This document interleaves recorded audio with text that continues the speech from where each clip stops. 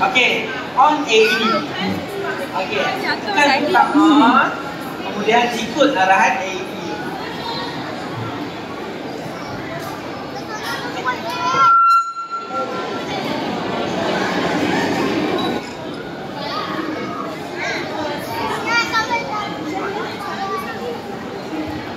Okey, so ikut je arahan daripada AED ya. Senang saja. Open airway, check breathing, kemudian pasang AED pad. Kemudian AED akan beritahu jangan sentuh pesakit. Analisa sedang dijalankan. Okey.